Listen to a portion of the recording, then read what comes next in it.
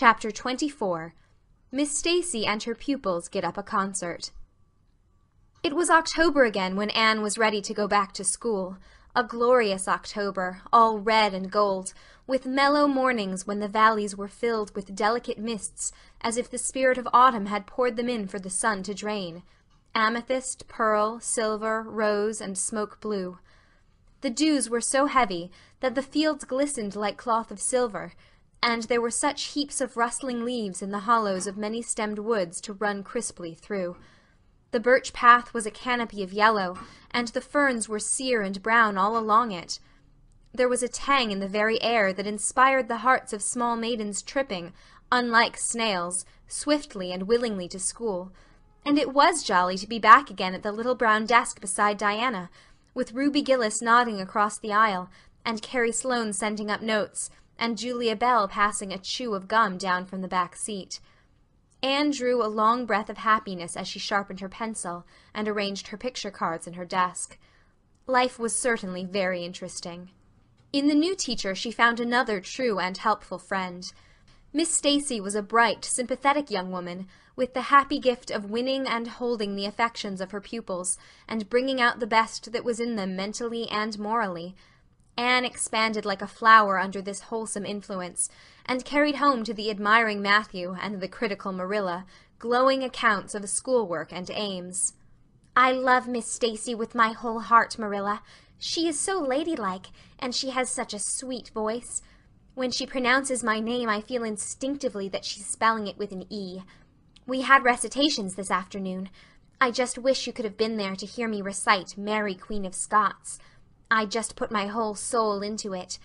Ruby Gillis told me coming home that the way I said the line, 'Now for my father's arm,' she said, 'my woman's heart farewell,' just made her blood run cold." "Well, now, you might recite it for me some of these days out in the barn," suggested Matthew.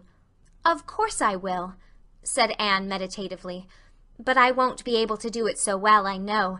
It won't be so exciting as it is when you have a whole schoolful before you hanging breathlessly on your words. I know I won't be able to make your blood run cold." "Mrs. Lynde says it made her blood run cold to see the boys climbing to the very tops of those big trees on Bell's Hill after crow's nests last Friday," said Marilla. "I wonder at Miss Stacy for encouraging it." "But we wanted a crow's nest for nature study," explained Anne. "That was on our field afternoon. Field afternoons are splendid, Marilla. And Miss Stacy explains everything so beautifully. We have to write compositions on our field afternoons, and I write the best ones." "It's very vain of you to say so, then. You'd better let your teacher say it." "But she did say it, Marilla. And indeed I'm not vain about it. How can I be when I'm such a dunce at geometry? Although I'm really beginning to see through it a little too. Miss Stacy makes it so clear. Still, I'll never be good at it, and I assure you it is a humbling reflection. But I love writing compositions. Mostly Miss Stacy lets us choose our own subjects, but next week we are to write a composition on some remarkable person. It's hard to choose among so many remarkable people who have lived. Mustn't it be splendid to be remarkable and have compositions written about you after you're dead? Oh, I would dearly love to be remarkable. I think when I grow up, I'll be a trained nurse and go with the Red Crosses to the field of battle as a messenger of mercy. That is, if I don't go out as a foreign missionary. That would be very romantic. But one would have to be very good to be a missionary, and that would be a stumbling block. We have physical culture exercises every day, too. They make you graceful and promote digestion." "Promote fiddlesticks," said Marilla, who honestly thought it was all nonsense. But all the field afternoons and recitation Fridays and physical culture contortions paled before a project which Miss Stacy brought forward in November. This was that the scholars of Avonlea School should get up a concert and hold it in the hall on Christmas night, for the laudable purpose of helping to pay for a schoolhouse flag. The pupils one and all taking graciously to this plan, the preparations for a program were begun at once. And of all the excited performers-elect, none was so excited as Anne Shirley, who threw herself into the undertaking heart and soul, hampered as she was by Marilla's disapproval. Marilla thought it all rank foolishness. "It's just filling our heads up with nonsense and taking time that ought to be put on your lessons," she grumbled. "I don't approve of children's getting up concerts and racing about to practices. It makes them vain and forward, and fond of gadding. But think of the worthy object, pleaded Anne.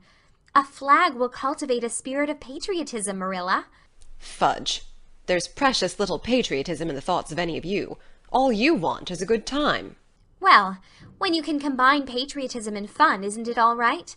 Of course, it's real nice to be getting up a concert. We're going to have 6 choruses, and Diana is to sing a solo. I'm in 2 dialogues, the Society for the Suppression of Gossip and the Fairy Queen. The boys are going to have a dialogue, too. And I'm to have 2 recitations, Marilla. I just tremble when I think of it, but it's a nice, thrilly kind of tremble. And we're to have a tableau at the last, Faith, Hope, and Charity. Diana and Ruby and I are to be in it, all draped in white with flowing hair. I'm to be Hope, with my hands clasped, so, and my eyes uplifted. I'm going to practice my recitations in the garret. Don't be alarmed if you hear me groaning. I have to groan heart-rendingly in one of them, and it's really hard to get up a good artistic groan, Marilla. Josie Pye is sulky, because she didn't get the part she wanted in the dialogue. She wanted to be the Fairy Queen. That would have been ridiculous, for who ever heard of a Fairy Queen as fat as Josie? Fairy Queens must be slender.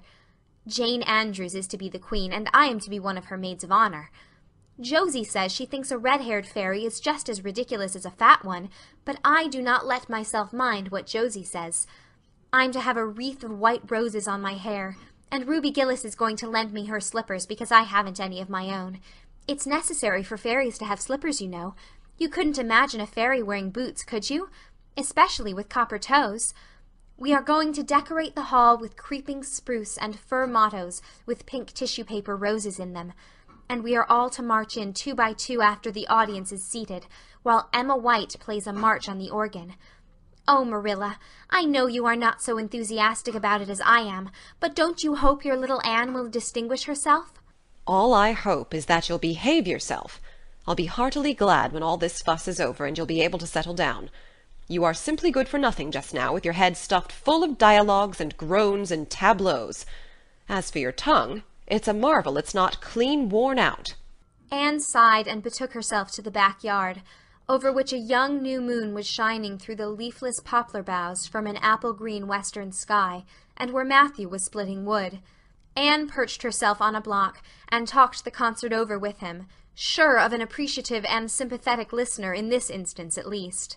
Well, now, I reckon it's going to be a pretty good concert, and I expect you'll do your part fine, he said, smiling down into her eager, vivacious little face. Anne smiled back at him. Those 2 were the best of friends, and Matthew thanked his stars many a time and oft that he had nothing to do with bringing her up. That was Marilla's exclusive duty. If it had been his, he would have been worried over frequent conflicts between inclination and said duty. As it was, he was free to spoil Anne, Marilla's phrasing, as much as he liked. But it was not such a bad arrangement after all. A little appreciation sometimes does quite as much good as all the conscientious bringing up in the world. End of chapter 24.